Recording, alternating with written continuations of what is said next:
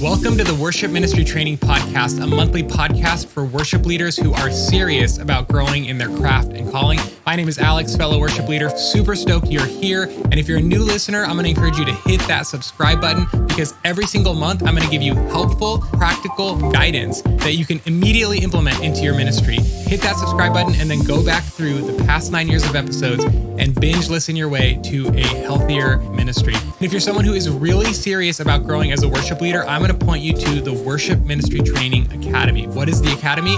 It's an online training platform that will give you everything you need to build a thriving worship ministry. You'll get 10 in-depth courses on topics like set building, team building, musical excellence, vocal technique, and more. You'll get live monthly training workshops on topics that are relevant to you. You'll get exclusive expert interviews with some of the best worship leaders in the world. You'll get done-for-you ministry admin systems and audition process, onboarding documents, team training materials, and even team discipleship materials. We will take care of you so you can focus on leading your team. If that sounds like something that would be of help to you, you can try the Worship Ministry Training Academy for just $1 by going to worshipministrytraining.com. Sign up today for your $1 trial, and I hope to see you inside of the Academy. All right, let's get into today's episode.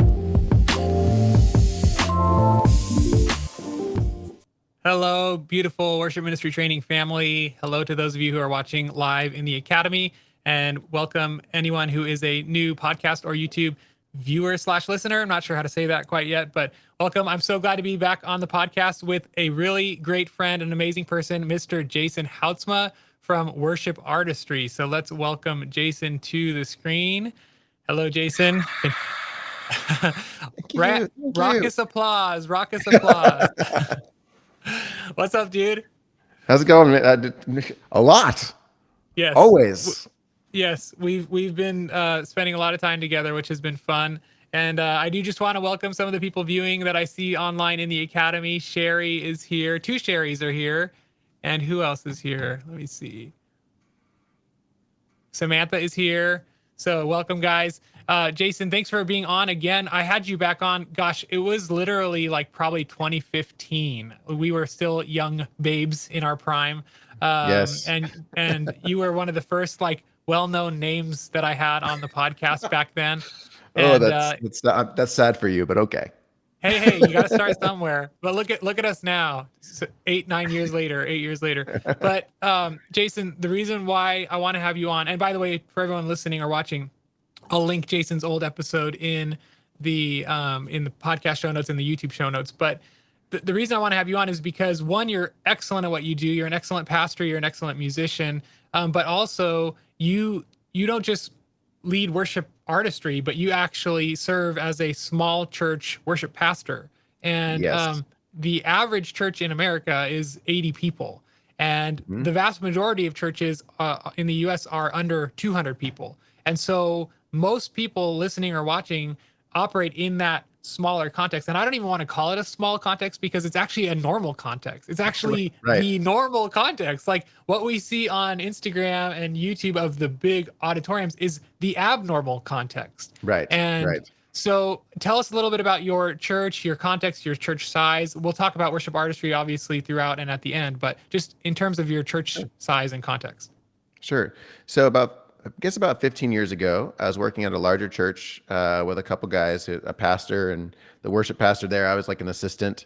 And our hearts were just really stirred that we wanted to do something different. We had all kind of, grown up in church, in like kind of big church culture. Like my pastor was the pastor at Vineyard Church when like Brian Dirks at like Langley Vineyard, when like Brian Dirksen and Andy Roos, like all the big guys that were in the Vineyard back in the 90s were there. So he'd seen a lot of big things there. Here in Bellingham, we're at a church, and same kind of thing. It's about 2,000 people, run 4 services on a Sunday, and we found that our hearts were just stirred that we wanted to do something different. Not like something crazy or radical or anything, but we just kind of, having grown up in church culture, we really wanted to go, like, we live in a very unchurched area. And so we really wanted to look at it and go, okay, well, what does it look like to orient our lives around Jesus here in Bellingham, Washington?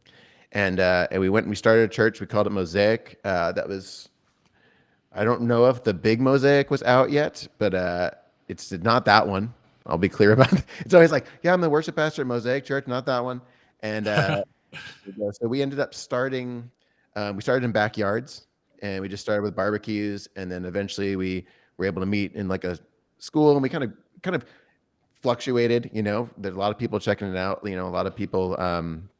It's just a really unique community. The community's changed a lot over the years. But anyway, all that to say is one of the big things about it was nobody is on staff full time, not even the senior pastor. The desire was really to look at our vocations as ministry, as well, and being in the community. And so be less gathering oriented and like, hey, come and do this thing. Because what we found was we're always in church instead of out in the community. So Mm-hmm. how do we get out in the community? And so we tried to build it around that. And that presents some really unique challenges when nobody is full time.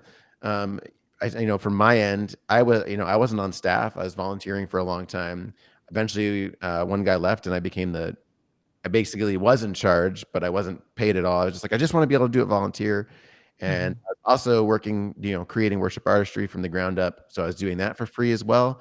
And so eventually it was like, okay, also, I have to be here every Sunday. So I have like a small stipend essentially that does that. But I really am very intentional about I am the worship pastor. Like I'm not a worship leader. It's like I'm pastoring my people. And so Mm-hmm. so where we are at now, that was probably about 8 years ago. Well, no. Maybe about 8 years ago I've been doing that.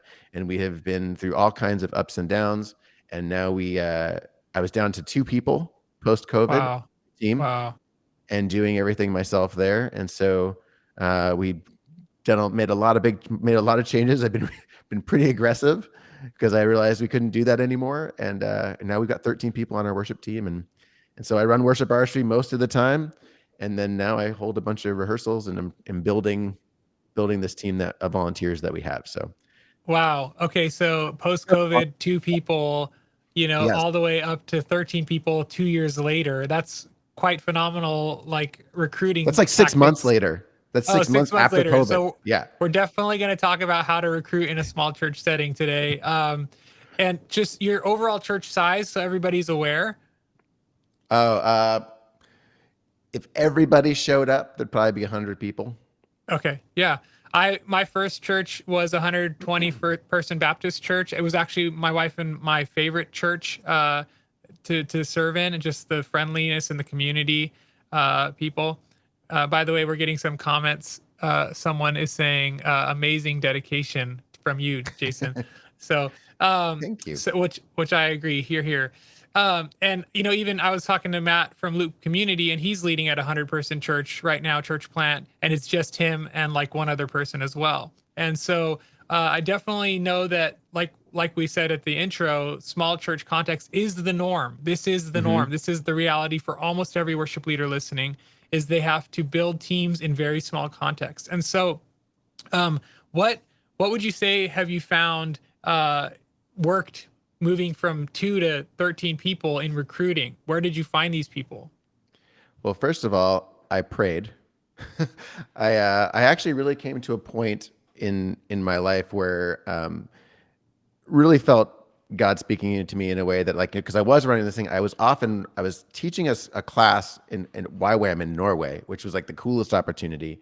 But my pastor is 9 hours behind me, and I'm trying to tell him how to set up the video because we didn't have anybody to play music. And so I was like, I shot a video. Like, I'm like, this is just crazy. Like, we can't do this anymore.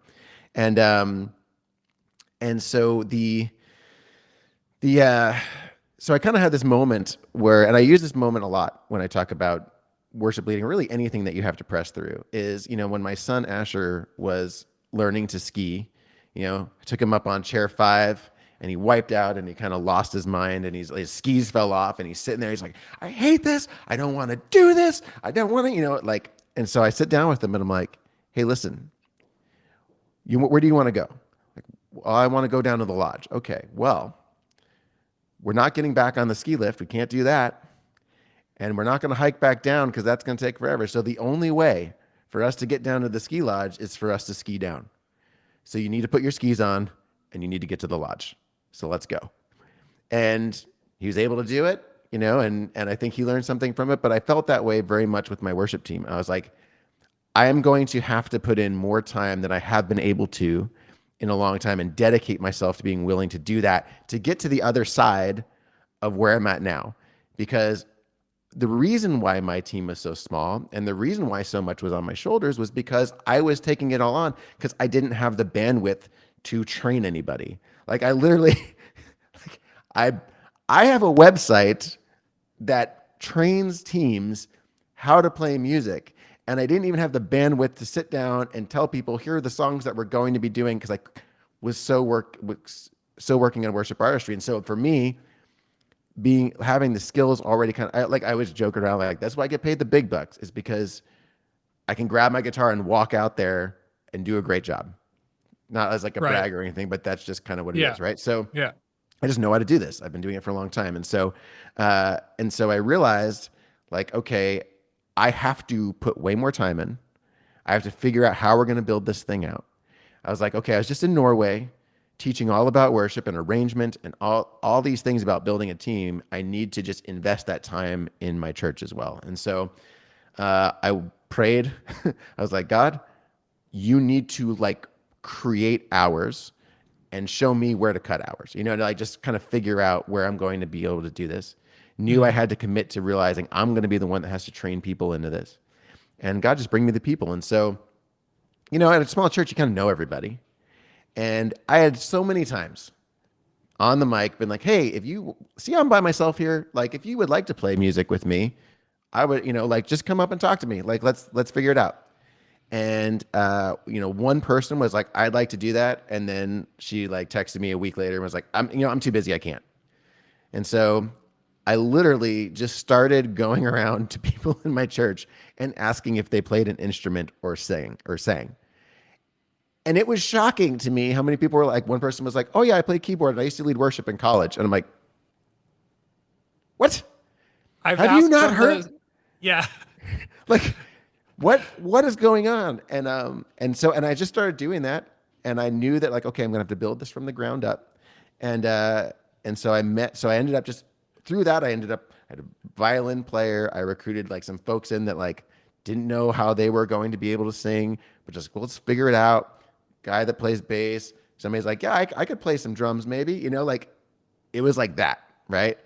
And then I had a meeting with everybody, and I thought in advance like, how am I going to build this? So I had a meeting after church, and then I was like, okay, here's what's going to happen. First of all, I want to talk to you about we're starting from scratch here, like why we do this, what we care about, and the values that we have in place that for worship, right? And for leading worship here and what we actually do here. And then I was like, and if you want to be on the team, what it's going to look like is we're going to start having practices at my office. So we actually meet at the Worship Artistry office and just practice acoustically in here. And so we're going to meet, we're going to meet every week, whoever's on.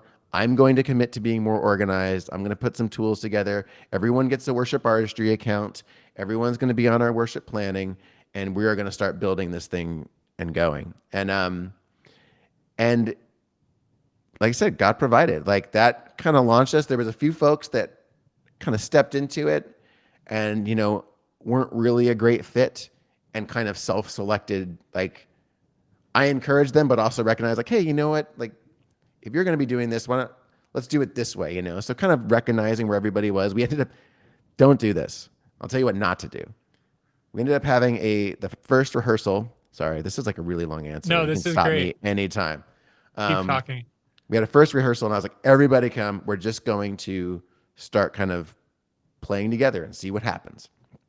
So I had everybody in my office, and it was chaos. Like it was just like, okay, some of you have never sang with other people. Some of you like have no rhythm. All right, we got to work this from the ground. So what I did was so out of that time though, I was like, okay, we're not going to do this every week, but I organized teams in a way that there's somebody on every team that could lead if I needed them to. So I was like, okay, you're a good enough singer and I can pair you with this musician. And if I can't be there, you can still do it. As long as I kind of coach you up and kind of practice with you and walk you through that thing. And so putting strong players together with weaker players, being very present, mentoring, practicing, so we practice on Monday, night. And sometimes those practices are an hour and a half. Sometimes they're like 2.5 hours. It just depends on the team who's there. You have to be there if you want to play on Sunday. And Nice. so we kind of set that out. I'm a pretty loose musician. Like I wanted people to not only learn like how, like I don't come in and be like, here's the songs. I come in and I go, so what's been on everybody's heart lately? What do you think our community needs right now? What's God doing in your life? Mm. Cool. Well, let's start with this song. Let's just kind of worship with this for a while. And we start building that out so that they're kind of learning how I put together worship sets. And then we start arranging and putting it all together. And then Sunday comes along and it's actually been really, really, really fun and really life-giving. Yeah, I Real think long there's answer. no, I love it. I love it. I think there's a few things to highlight there. One, you like you said, "Yes, Lord, I'm ready." Like Hmm. I need to step into my role. I need to step into this. And then you prayed, and then three, you embraced the messy middle of like, Hmm. okay, these people aren't quite ready, but we're gonna just work through this, right? And then the fourth thing was like you actually went out and just got to talk to people in your church. I think a lot of worship leaders, they lead worship, they get off stage, they hide in the back, and then they go back on next service. I don't know if that's how most worship leaders operate, but that's how I've seen it in bigger churches. And Hmm. you'll never, ever, ever, first of all, that's not what God wants. And second of all, I mean, I understand needing to rest in between services. I'm not saying don't rest, but like relationship, church is about relationship, right? And so getting out and like actually talking to the people in the hallways, you'll be surprised how many people actually do play. They just felt like you didn't need them on stage or they weren't Hmm. good enough or whatever, but you grab them, you take them where they are, and you start to like put together something that helps them grow. And so I think you're doing a phenomenal job. You're a great worship pastor. That was actually the number one thing that I heard when I would, because I would find out somebody played something or wanted to sing, and I'd be like, "Why didn't you come up to and talk?" We're a small church. We all sit at tables. We're all sitting in the round. It's very personal. You can't walk into Mosaic and like hide. There is no place to hide. It's kind of like, come on in. Right. There is no backstage. We don't even have a stage. So I've had relationship with all these people, but then the number one thing I heard was, well, it just seemed like you had it under control. Like you did it, you came up and you led us, and we were like, okay, being led by it. There was no like, oh, Right. you know what, this guy really needs some help right now. And Yeah. so that was like one of the biggest things was like, we have to, as worship pastors, communicate, hey, we actually want your help. Even Right. if it means that it's like the music quality dips for a while. Like I'd rather Yeah. have that than have to keep doing it all by myself. Yeah. Yeah, and the other thing that I noticed was like it takes sacrifice to get a result. Like you had to put in extra effort and extra time and extra energy and Hmm. extra focus on this one thing in order to get a result. And I see too many people want results without sacrifice. And so, for any worship leaders It's out there listening, just realize like you have to put in the work. Like if you want more musicians, all right, this is my focus for the next 3 months. I'm going to do these 5 activities every week without fail, right? That's kind of how you right. get results. Well, So, and the thing is, like, the I would say the joy level and the value that you get out of that, it's like, with worship artistry, we're trying to equip musicians because we like it's more fun to play great music well than it is to play music poorly, right? Like mhm, it's better to lead worship with a team of people than it is to lead it by yourself. It's right. better like that level that I feel like so many people never even get to because we don't aren't willing to put in that effort. And it's like whatever that effort is, it's so worth it. And God will give you the grace to put in that effort if that's something that He's calling you to do. Yeah, that's so good. So now you've built your team. You started to talk about kind of how you approach your arrangements. One of the things that I love about worship artistry is you guys build arrangements of popular worship songs to be played by five musicians, and you Hmm. make them sound very full and very rich. And so if everybody listening, whether live or after the fact or watching, hasn't checked out worship artistry, go check it out. I think it's free to try for 21 days, Hmm. and you can see how Jason trains your musicians to play full sounding songs with few people. But I would love to hear what you've learned about that. Over the years you've put together all these songs as just five instruments and made them sound huge. What are the tips? What are the secrets? Teach us how to sound huge without tracks. Sure, sure. Yeah. Okay. Couple things. So first of all, I will say when we create a song for Worship Artistry, we actually use the master recordings. And so we're trying to make them sound like those records. And so that's me taking 6 electric guitar parts and narrowing and like combining and arranging to make them one that fits. Same thing with the keyboard. Um, the other instruments, though, they're like songs just have common things. Every instrument plays a role. We have I do all the mixing at the end. So I grab everybody's videos and we make rehearsal mixes so that everybody can like practice without hearing the instruments. You only hear our arrangement, right? Hmm. And it's shocking to me that as long as you have something holding the rhythm and something holding the chords and something holding the melody, those 3 things are what make up a song. And so even when the drums aren't in there, but if the acoustic guitar is playing like very rhythmically, that's enough.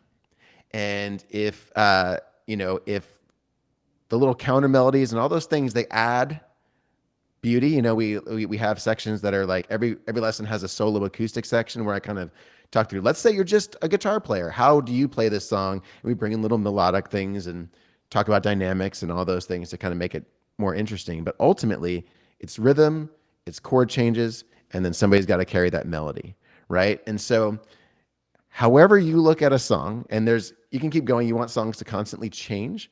So you've got those pieces, and then as songs move, you have to just think about dynamically how they happen. I did a workshop at Worship Innovators about arranging songs, and we analyzed, and I actually used a rock song. It's funny, Bradford from Worship Tutorials was there, and I used Lightning Crashes by Live. Oh, And wow. Bradford's in the back, he goes, yeah, what worship song is this? Used it because they only use a 5 piece. Worship tends to like the worship. It's not genre, but the sound of worship music today in most bands is like wall of sound, right? Right. It's like we all these things like to build, so it's like epic, right? Yeah. And you don't need to do that. We can all Hmm. worship to smaller sounding songs. We want them to sound big, we want them to sound full, we want them to sound interesting and be interesting to play. But not every song needs to have a wall of guitars like Right. screaming at you and like 10 different effects, right? So just kind of analyzing the way songs are arranged and realizing there's kind of a pattern to this. And so when I sit down with my team then and I'm arranging songs like, sometimes we use worship artistry. I write a lot of the songs in our church. Mm. So a lot of times there aren't even references. So it's sitting down and going like, okay, what is the rhythm of this part? Who's holding the rhythm now?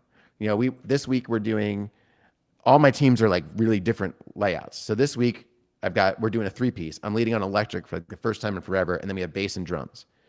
And sitting down with those guys and going, okay, like where do we start? What's holding the rhythm? Okay, drums, we're following you. So like stop looking at me. I'm following you. You're the leader of this song, and then vice versa. Like, okay, I'm going to hold down the rhythm on this section because everyone's going to drop out. So you follow me. Rhythm is so important. You need to identify who is doing the rhythm in each section. And then you just need to think about how to dynamically arrange them. And then the third thing I would say is to lean into the instruments that you have. So, like I said, so for a 3 piece band, that's what I'm doing there. I have one team Hmm. that is like a chamber choir vocalist, a violin player, and me on acoustic guitar. And I'm like, all right, we're going to lean into things that you guys do. So that's why I paired them together. Mm. And we go like, and I really work with the violinist and go like, okay, I'm going to hold the rhythm here. You're going to play this counter melody here. Then you're going to drop. Then you're going to come back in. Then you're going to play something more rhythmic here. And then you're going to hold a pad here. And then vocally, I'm going to support you by doubling what you're doing. Like really kind of working with each of those instruments, recognize what they do well and do Mm. that. Somebody asked me at the conference, like, well, I've got a keyboard and it's just me and like a cajon. Like, should I use tracks? And I'm like, no, just get rid of all the other crap and just make it a piano sound. You ever heard Ben Right. Folds play by himself? Hmm. The guy is unbelievable, and he's just a piano player. So Right. like, if you just have a piano, play it like a piano, but play rhythmically, play interesting ways, and really just kind of lean into what you have rather than Right. trying to make your electric guitar sound like a 7 layered keyboard. Like Yeah. lean into those instruments and think about the melodies and arrange those together. That's kind of the I, overview. I love that. And I think even picking songs, like you have a choir, you have a choral singer and a violin and an acoustic, like Be Thou My Vision or How Hmm. Deep the Father's Love for Us probably is a home run with those three instruments, Right. right? Right. So don't try to play Great I Am with those three instruments. That just would be Totally. super lame, you know? Or So really arrange into it. yeah. Like some of the joy for me as a worship leader is I arrange all these songs all week for worship artistry.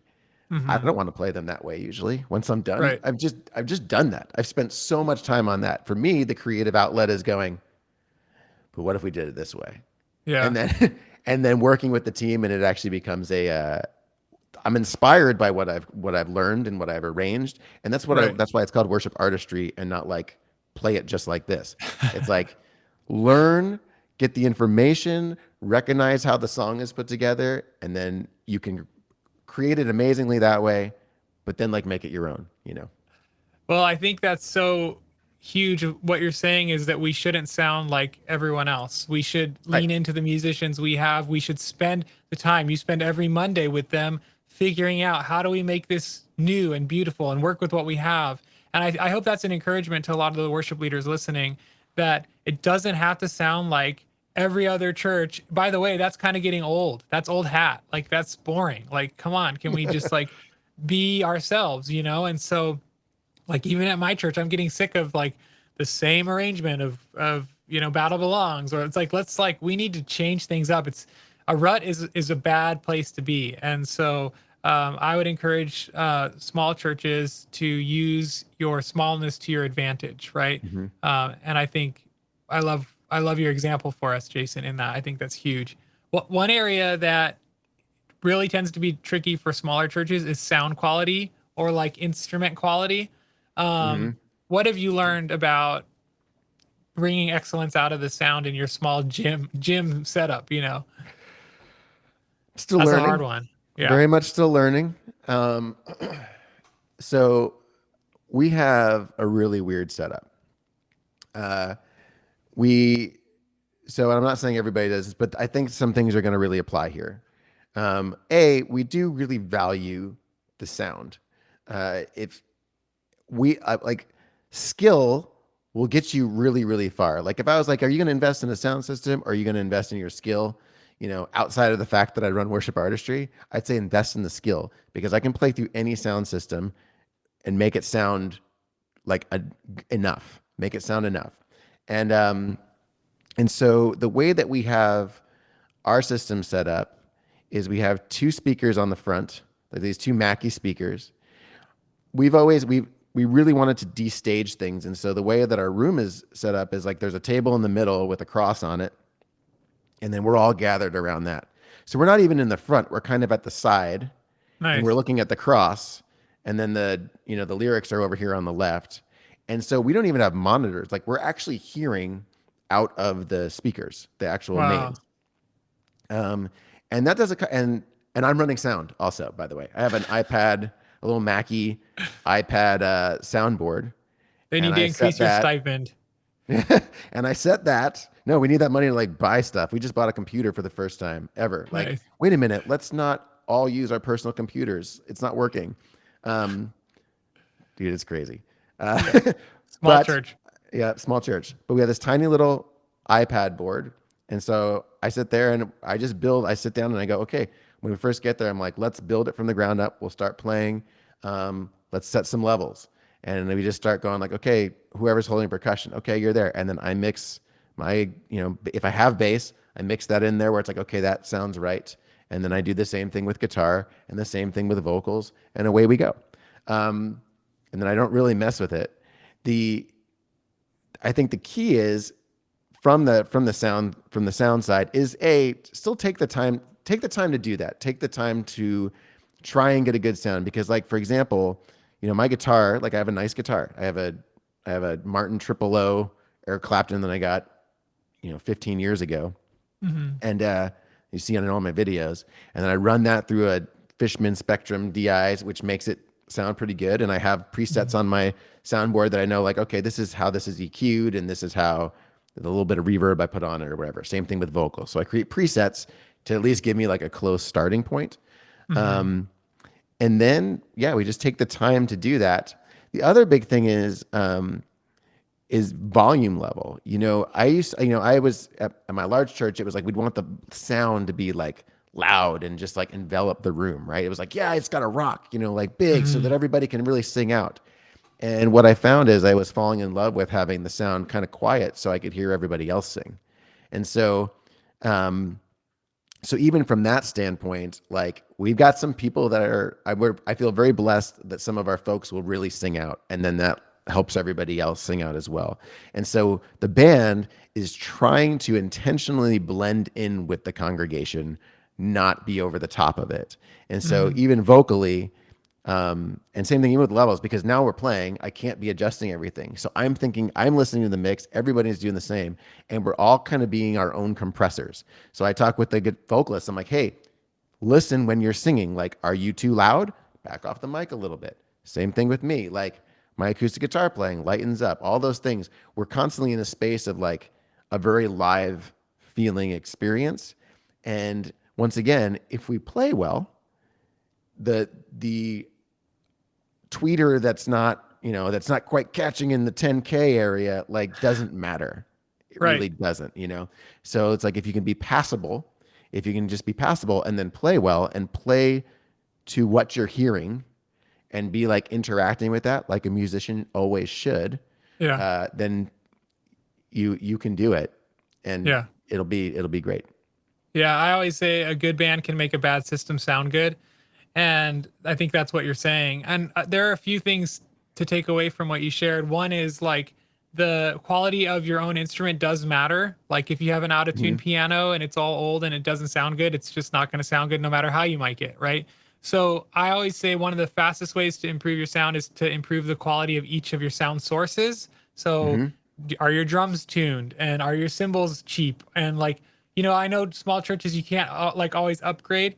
Here's an interesting question I didn't put on the list for you, but like if you had to choose a couple of pieces of gear to upgrade first to improve your Hmm. sound at your small church, what would you choose?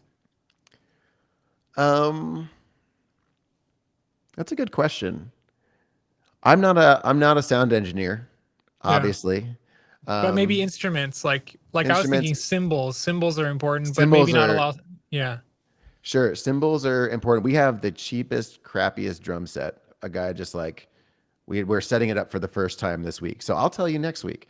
Um, All right. but but in terms of uh, yeah, I think individual instruments are important. I think like a guitar with a terrible pickup is really hard to work with. You know, Hmm. um, like you said, an out of tune piano, like it kind of just shoots us all in the foot.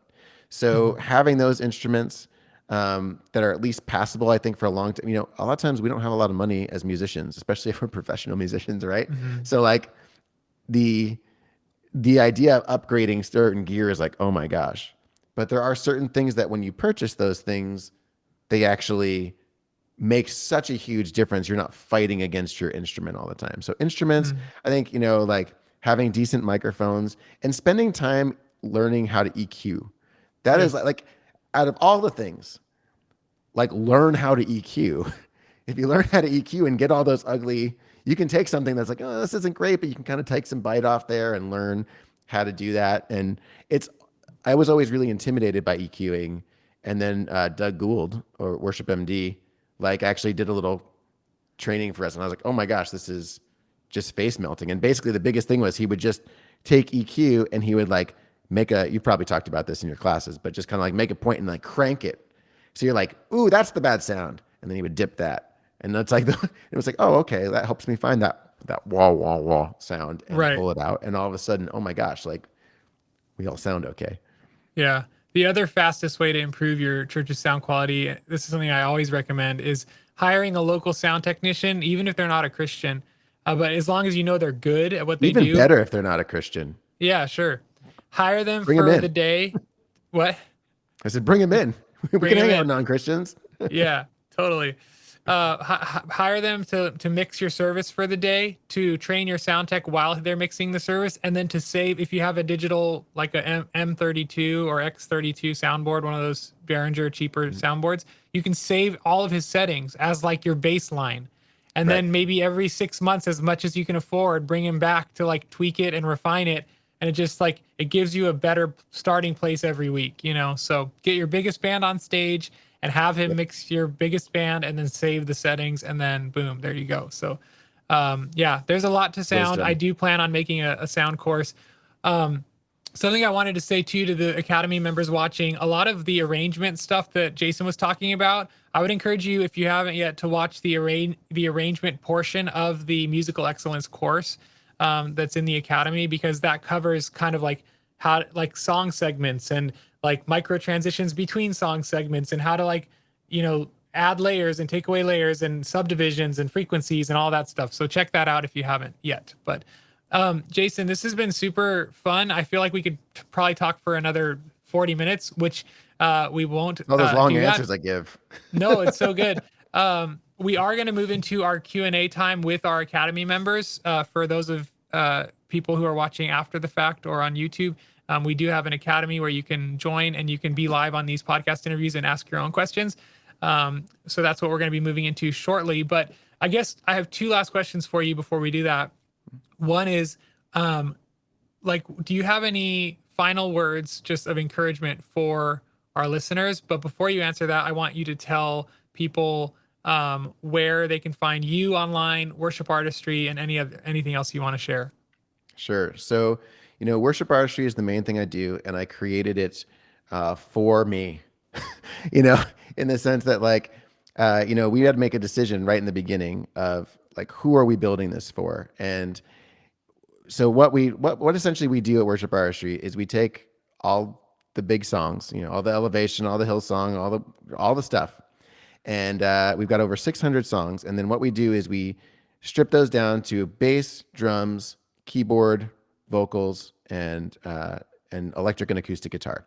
So we take those and we arrange them so they sound just like the record. I mean, they really do. Like, your church will not know the difference if you learn to play it this way. And the idea is a couple things. One is every lesson is built so that people who are very novice can get tons of teaching. We're teachers.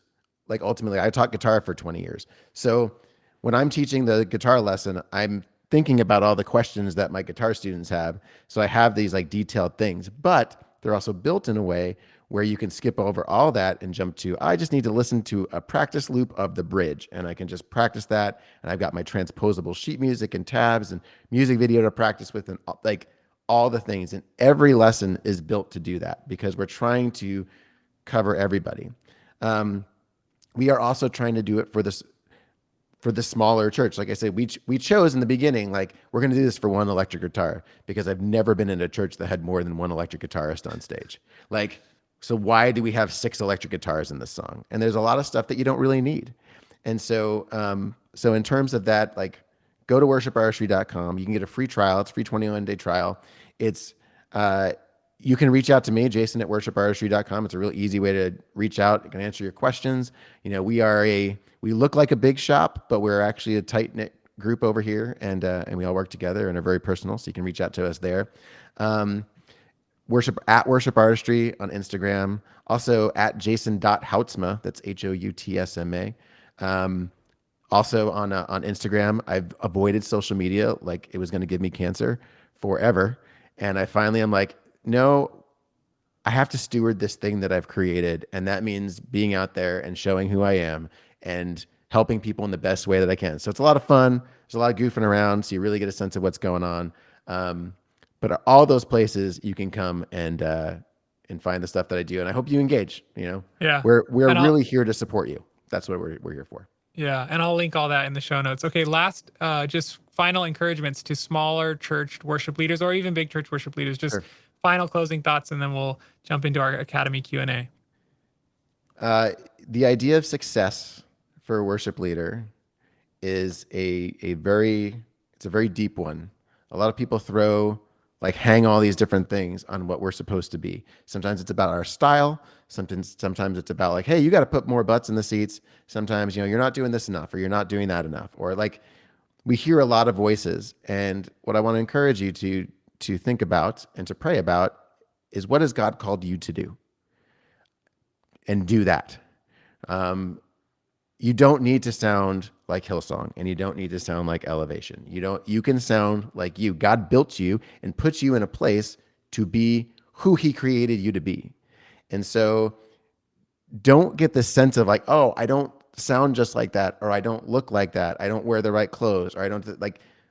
The world is overall is going away from that. I was talking to a worship leader or messaging with a worship leader this week, and I was like, they're talking about being more relevant to youth. And my number one thing was like, youth can smell inauthenticity from a mile away. Like, just love people and be who you are. And so yes, whatever you do musically, in your ministry, all those things, it's not about having massive numbers and having the best sound. It's about being faithful in what God has given you to do. So seek that and do that, and everything else will kind of fall into place.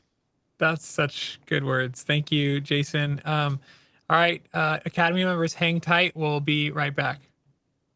Thanks for tuning in today. I hope this episode encouraged you, helped you, and pushed you forward in your ministry. If it helped you, can you take a second and help us by sending it to just one person that you think needs to hear this?